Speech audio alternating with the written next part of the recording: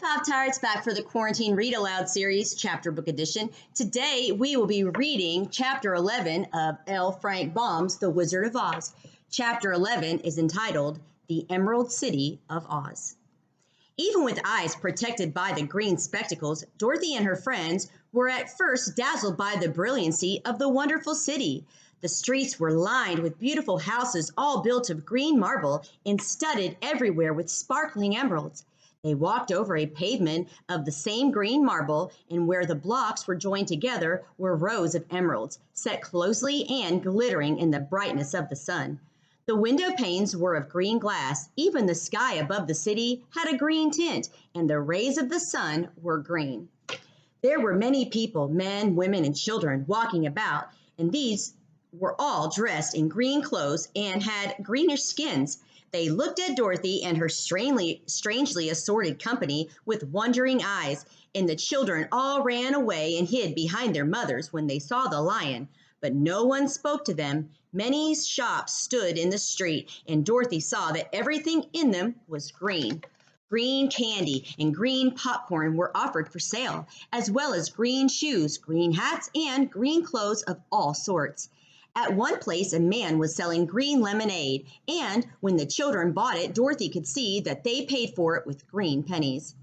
There seemed to be no horses nor animals of any kind. Instead, the men carried things around in little green carts, which they pushed before them. Everyone seemed happy and contented and prosperous. The guardian of the gates led them through the streets until they came to a big building exactly in the middle of the city, which was the Palace of Oz, the Great Wizard. There was a soldier before the door, dressed in a green uniform and wearing a long green beard. "Here are strangers," said the guardian of the gates to him, and they demand to see the Great Oz. "Step aside," answered the soldier, "and I will carry your message to him." So they passed through the palace gates and were led into a big room with a green carpet and lovely green furniture set with emeralds. The soldier made them all wipe their feet upon a green mat before entering this room. When they were seated, he said politely, "Please make yourselves comfortable while I go to the door of the throne room and tell Oz you are here." They had to wait a long time before the soldier returned. When, at last, he came back, Dorothy asked, "Have you seen Oz?" "Oh, no," returned the soldier. "I have never seen him, but I spoke to him as he sat behind his screen and gave him your message. He said he will grant you an audience if you so desire, but each one of you must enter his presence alone, and he will admit but one each day. Therefore, as you must remain in the palace for several days, I will have you shown to your rooms, where you may rest in comfort after your journey." "Thank you," replied the girl. "That is very kind of Oz." The soldier now blew upon a green whistle, and at once a young girl dressed in a pretty green silk gown entered the room. She had lovely green hair and green eyes, and she bowed low before Dorothy as she said, "Follow me, and I will show you your room." So Dorothy said goodbye to all her friends except Toto, and taking the dog in her arms, followed the green girl through 7 passages and up 3 flights of stairs until they came to a room at the front of the palace.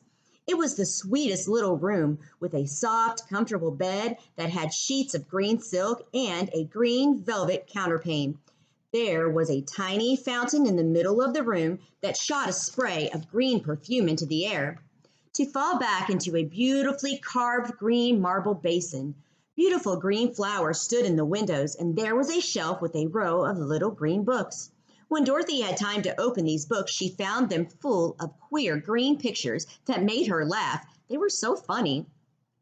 In a wardrobe were many green dresses made of silk and satin and velvet, and all of them fitted Dorothy exactly.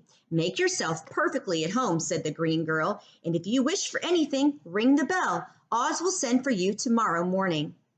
She left Dorothy alone and went back to the others.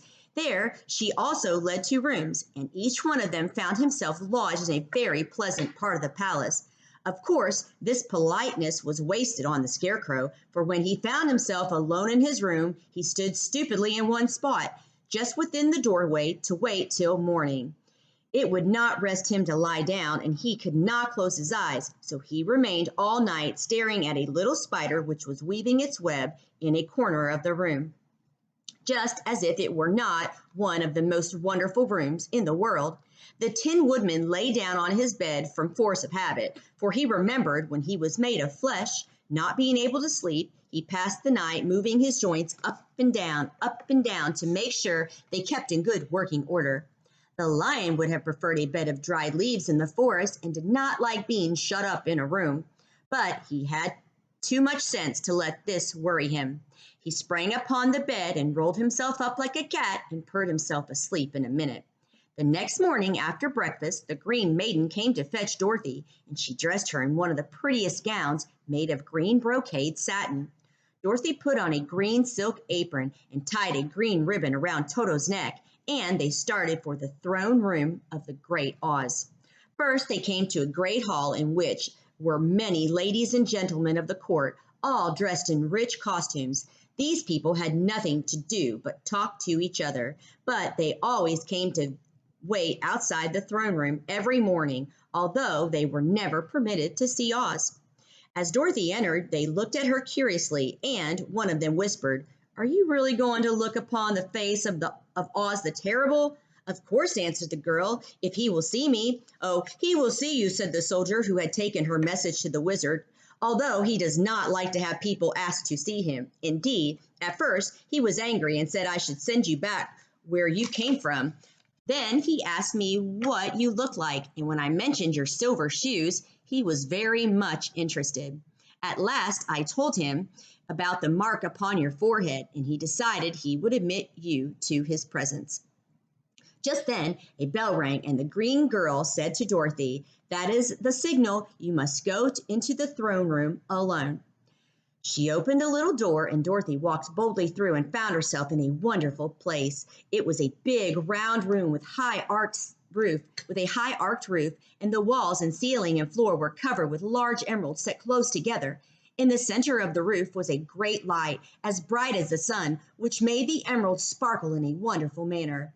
But what interested Dorothy most was the big throne of green marble that stood in the middle of the room. It was shaped like a chair and sparkled with gems, as did everything else. In the center of the chair was an enormous head without a body to support it or any arms or legs whatever. There was no hair upon this head, but it had eyes and nose and mouth and was much bigger than the head of the biggest giant. As Dorothy gazed upon this in wonder and fear, the eyes turned slowly and looked at her sharply and steadily. Then the mouth moved, and Dorothy heard a voice. "I am Oz, the great and terrible. Who are you, and why do you seek me?" It was not such an awful voice as she had expected to come from the big head, so she took courage and answered, "I am Dorothy, the small and meek. I have come for your help." The eyes looked at her thoughtfully for a full minute. Then said the voice, "Where did you get the silver shoes?" "I got them from the Wicked Witch of the East when my house fell on her and killed her," she replied. "Where did you get the mark upon your forehead?" continued the voice. "That is where the Good Witch of the North kissed me when she bade me goodbye and sent me to you," said the girl. Again the eyes looked at her sharply, and they saw she was telling the truth. Then Oz asked, "What do you wish me to do?" "Send me back to Kansas, where my Aunt Em and Uncle Henry are," she answered earnestly. "I don't like your country, although it is so beautiful, and I am sure Aunt Em will be dreadfully worried over my being away so long." The eyes winked 3 times, and then they returned up to the ceiling and down to the floor and rolled around so queerly that they seemed to see every part of the room. And at last they looked at Dorothy again. "Why should I do this for you?" asked Oz. "Because you are strong and I am weak, because you are a great wizard and I am only a little girl." "But you were strong enough to kill the Wicked Witch of the East," said Oz. "That just happened," returned Dorothy simply. "I could not help it." "Well," said the head, "I will give you my answer. You have no right to expect me to send you back to Kansas unless you do something for me in return. In this country, everyone must pay for everything he gets. If you wish me to use my magic power to send you home again, you must do something for me first.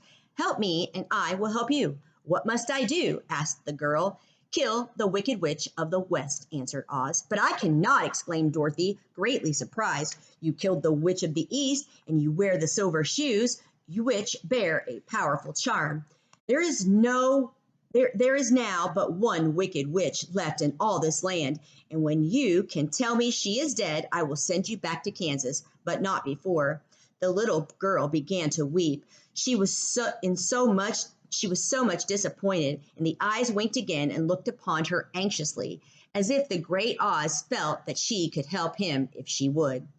"I never killed anything willingly," she sobbed. "Even if I wanted to, how could I kill the Wicked Witch? If you, who are great and terrible, cannot kill her yourself, how do you expect me to do it?" "I do not know," said the head. "However, that is my answer, and until the Wicked Witch dies, you will not see your uncle and aunt again. Remember that the witch is wicked, tremendously wicked, and ought to be killed. Now go, and do not ask to see me again until you have done your task."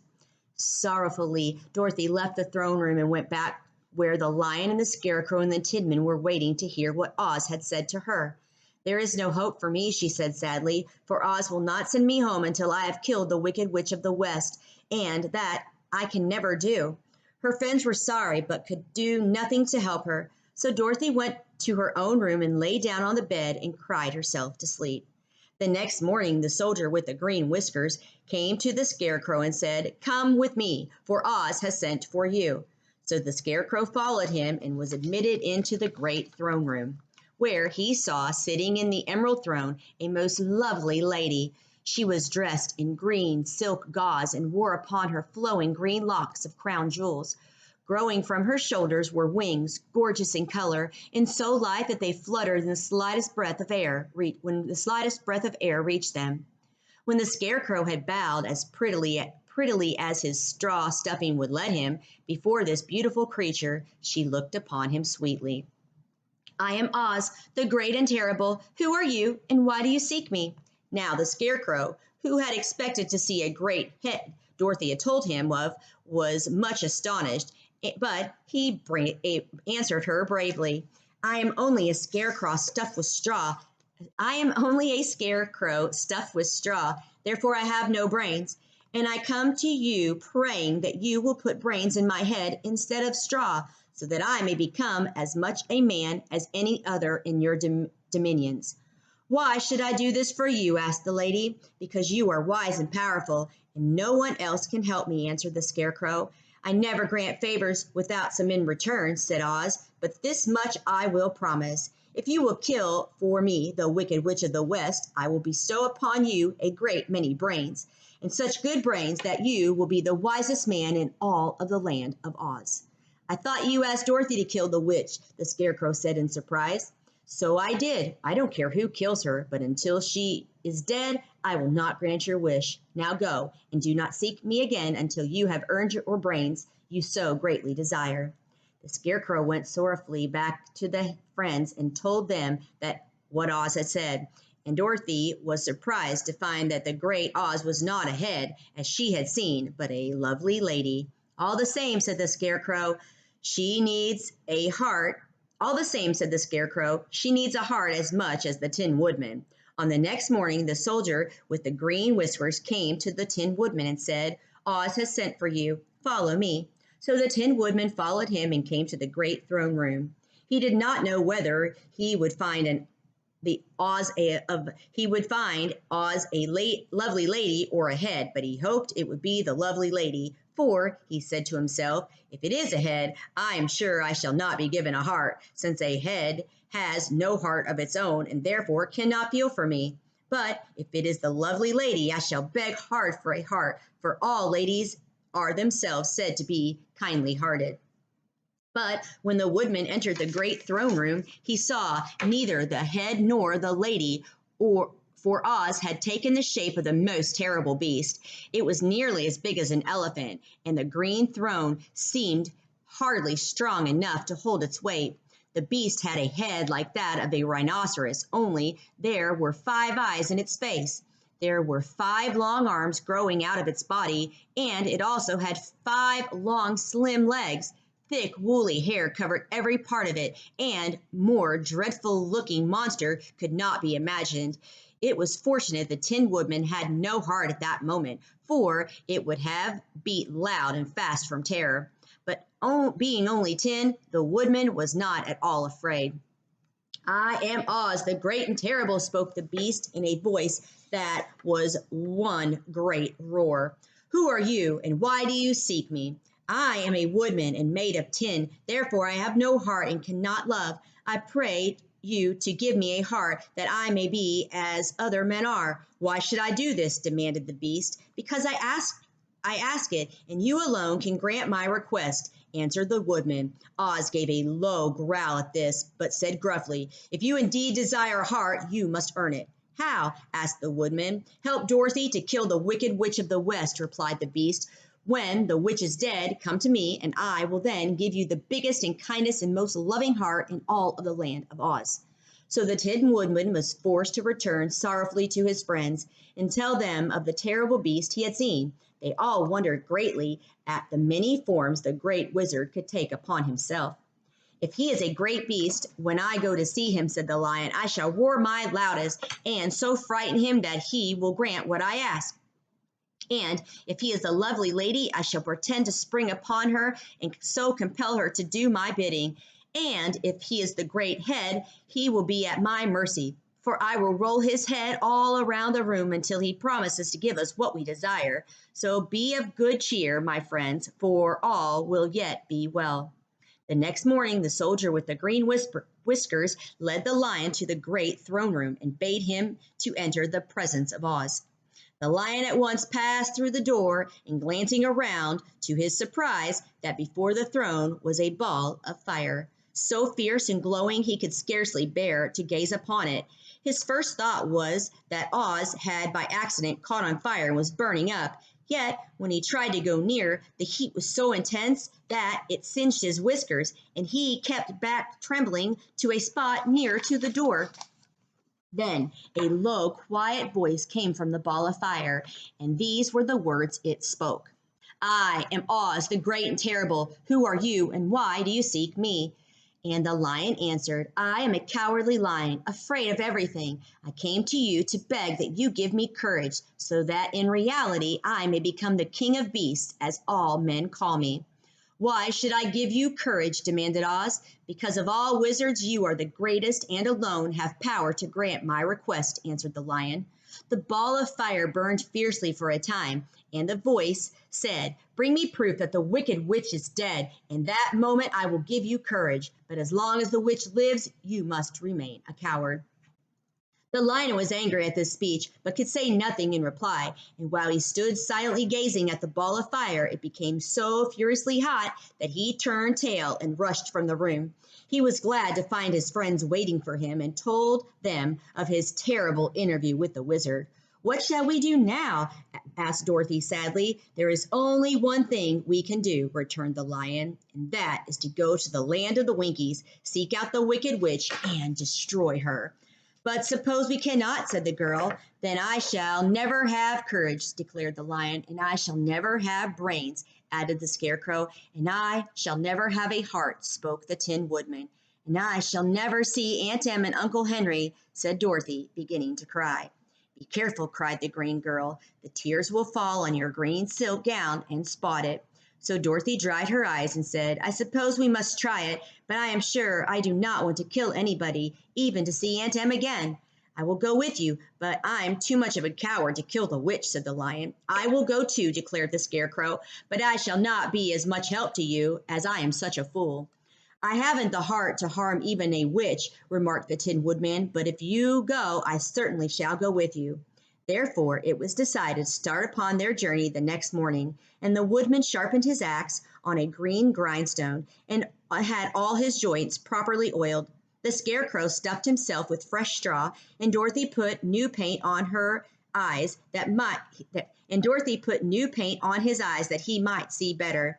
The green girl, who was very kind to them, filled Dorothy's basket with good things to eat and fastened a little bell around Toto's neck with a green ribbon.